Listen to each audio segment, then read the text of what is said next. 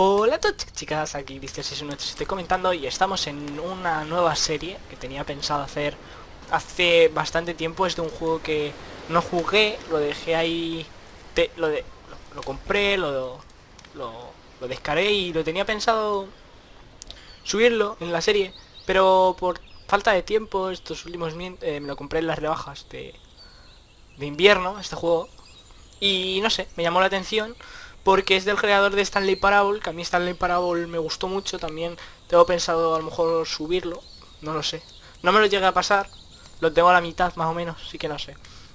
Y de Begginers Guy, por el tema de una operación y tal, pues no tenía mucho tiempo de jugarlo, así que vamos a pasárnoslo en una serie que creo que puede quedar bien. Vamos a iniciar el juego, no sé muy bien de qué trata, así que cuidado, asegúrate de que el sonido está activado. Está activado, está correcto. O eso creo. Controles, WASD y clic. Los vídeos durarán 10-15 minutos, ¿vale? Para que os hagáis una idea. No quiero que duren mucho porque quiero que sean varios episodios. Creo que el juego dura más o menos 2 horas, como mucho. Entonces quiero hacer unos 15 episodios. Hi there. Thank you very much for playing the Beginner's Guide. My name is Davey Reeton. I wrote the Stanley Parable, and while that game tells a pretty absurd story, today I'm going to tell you about a series of events that happened between 2008 and 2011. We're going to look at the games made by a friend of mine named Coda. Now these games mean a lot to me. I met Coda in early 2009 at a time when I was really struggling with some personal stuff, and his work pointed me in a very powerful direction. I found it to be a good reference point for the kinds of creative works that I wanted to make. So just to start you off, this is, I think, the first game he ever made. It's a level for Counter-Strike. You can walk around here, by the way. And mostly it's just Coda learning the basics of building a 3D environment. But what I like is that even though he starts from the simple aesthetic of a desert town, he then scatters these colorful abstract blobs and impossible floating crates around the level. And of course, it destroys the illusion that this actually is a desert town, and instead this level becomes a kind of calling card from its creator. It's like a reminder that this video game was constructed by a real person. And it kind of makes you wonder, what was going through his head as he was building this? This is what I like about all of Coda's games. I mean, not that they're all fascinating as games, but that they are all going to give us access to their creator. I want us to see past the games themselves. I want to get to know who this human being really is. And that's exactly what we're going to do here. Vamos a conocer a Coda. So, it's 2008, Coda starts making these games, and he never releases any of them. He doesn't put them onto the internet, he just makes them and then immediately abandons them, and they sit on his computer forever. And I think he really understood this image of himself as a recluse. At one point he jokingly renamed his computer's recycling bin to Important Games Folder. So, you know, this was just how he worked. He tended to crank them out one after the other without even really pausing to try to understand what he had just made, until suddenly one day he just stopped. In 2011, that was it. He made his last game and then he hasn't made another one since. ¿Por qué? And that's why I've taken this opportunity to gather all of his work together, is because I find his games powerful and interesting, and I'd like this collection to reach him, to maybe encourage him to start creating again. Vale. And if the people like you who play this also happen to find his work interesting, then I'm sure it'll just send that much stronger of a message of encouragement to Coda. Vale. So thanks for joining me on this. If you have a particular interpretation that I haven't mentioned here, or if you just need to get in touch, you can email me at daveywreden@gmail.com. Okay, that's about it for introduction. Let's take a look at Coda's first proper game. Vamos. As each game is loading, I'll show you the date that it was completed. This first one was made in November 2008. Noviembre de 2008. Vale, el chaval creaba videojuegos y tal, le gustaba crear juegos y tal, pero eran un poco raros, por lo visto, y dejó de hacerlos, porque no se sentía a gusto con los juegos o algo. Es lo que he entendido, ¿vale? Máquina de susurros activada. ¡Chaval! ¡Que te reviento! Que tengo una pistola, colegui. This game is called Escape from Cuidado, Whisper, susurro. and it's one of the more generic games you'll see from Coda. Más genéricos.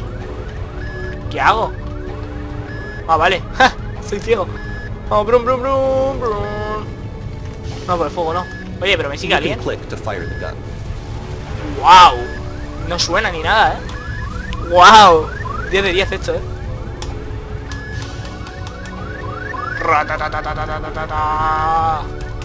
Recarga. ¿No se puede recargar? Security call breached.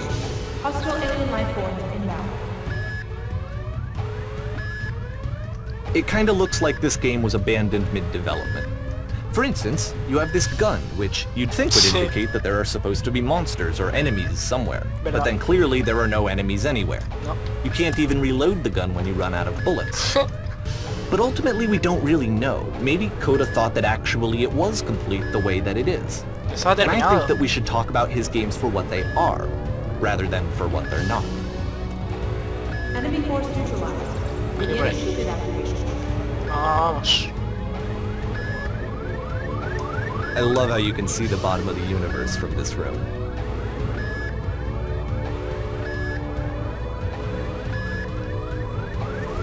¿Esos 3 puntos?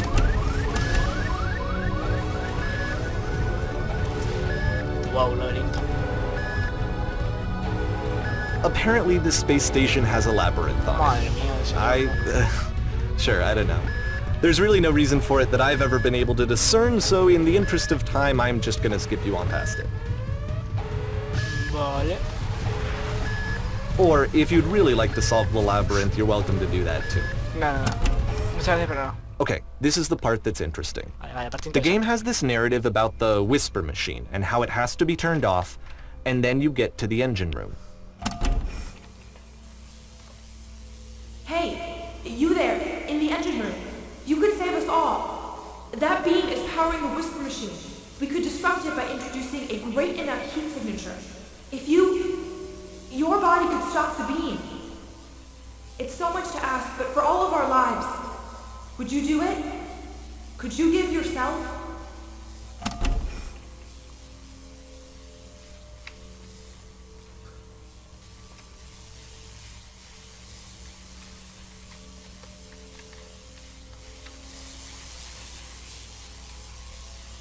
No se puede hacer otra cosa. This is not a branching point, unfortunately. The only option is to step into the beam. Let me pause here for a second. What you just experienced, stepping into the beam and then dying, is probably what Coda had initially intended when he was developing this level. But when he first compiles and plays it, something goes wrong. There's a bug somewhere. And this is what happens instead.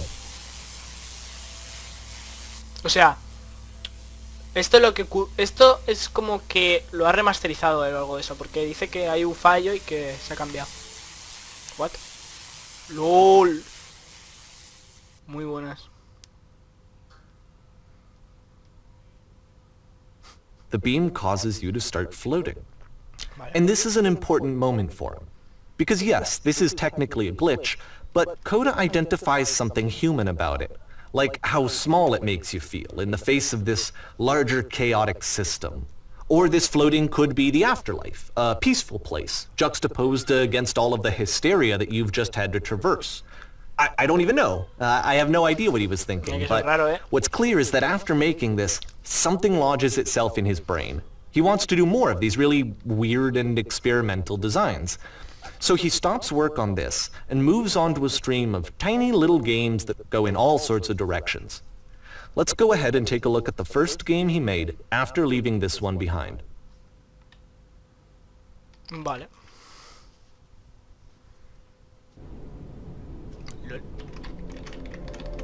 No me puedo mover. No sé si escuchéis el teclado. Ah, mira, para atrás sí. Yep. In this game, you can only walk backwards. ¡Hola! Venga. El pasado estaba detrás de ella.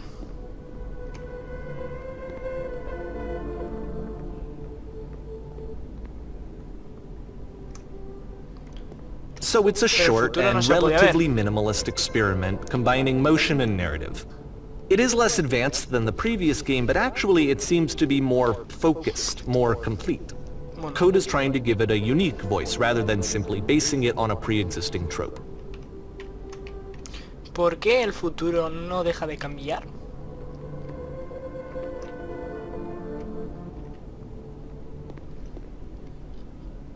Todo está... Cuando se detiene y mira, todo está claro. Pero si el futuro siempre está detrás de ella, ¿cómo encontrará la fuerza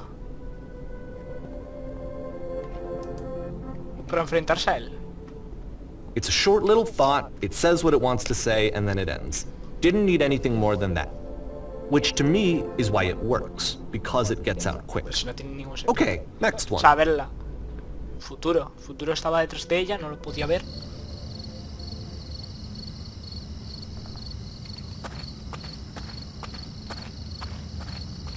Ahora estás entrando. ¿A dónde?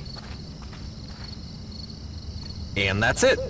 Okay, the meaning of this game won't be clear just yet. Please be patient with me for a few more games and I promise you'll see what makes it interesting. Vale, tío.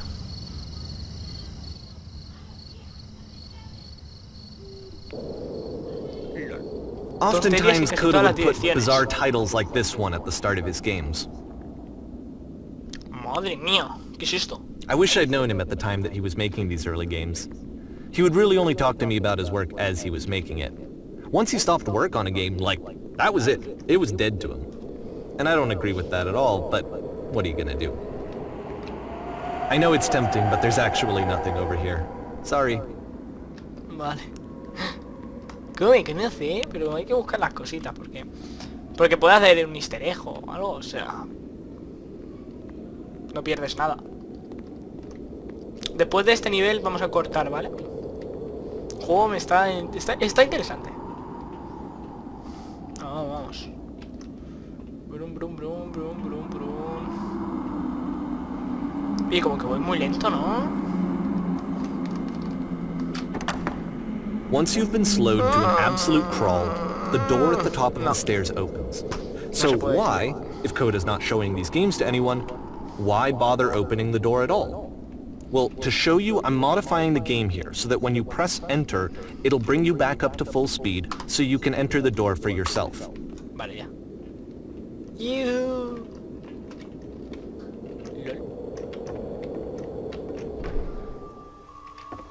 Te colocas en una X mirando a un oso durante 3 horas. Un juego donde recoges todo, pero se cierra automáticamente cuando recoges todo. Un juego con solo citas escritas que aparecen detrás de otra. Mientras juegas, el jugador no puede moverse. Eres un sonido alto sin cuerpo que anda confundiendo a la gente. Empiezas en una habitación pequeña hasta que te das cuenta que puedes atrás de las paredes. Debes escrito un grupo de turistas, una extraña aparece, es una tienda dentro de tu propio cuerpo y ves tus órganos estratégicamente para ganar todo el dinero que puedas antes de morir. What the fuck? He said that he knew that he was actually a vibrant and compassionate person, but that it takes time to really see that. It can be a very slow climb to get there. Vale, no lo he leído, no me he enterado. El juego no es más que lo que el gigante te está explicando lo que ocurre. Un juego normal donde tienes que gastar un micrófono cada... Bueno, vale, vamos a dejarlo por aquí, porque creo que han pasado 15, 12... Venga, va, este es el último. Venga, va, vamos.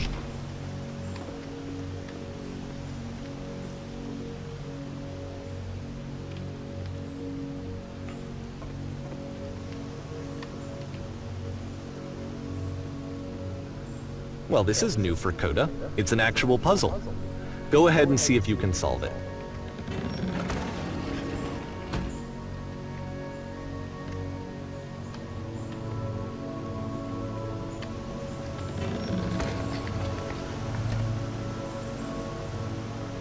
¡Madre mía!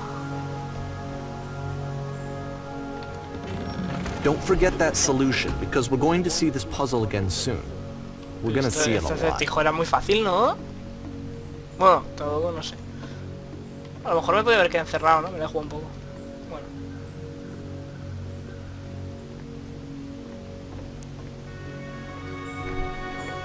So that seems to be it, right? You walk down a corridor, you solve a puzzle, you get to the end. Simple enough. Sí. Alright, now I'm going to modify the game again so that when you press enter, it'll remove all of the walls from this room. ¡Al loro!